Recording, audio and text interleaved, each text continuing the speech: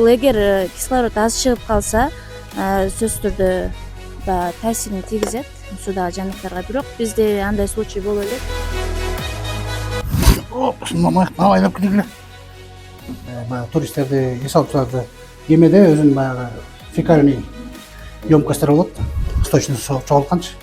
Анан биз ошонун баягы слив көлгө болбосун деп, нижний слив деп коет. Ушул жагын карап, биз ошол жака пломба басабыз.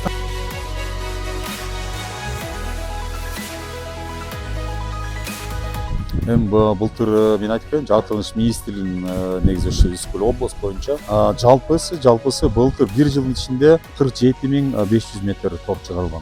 Быйыл болсо мына уже 50.000ден ашып кетти. Жарым жылдын ичинде эле.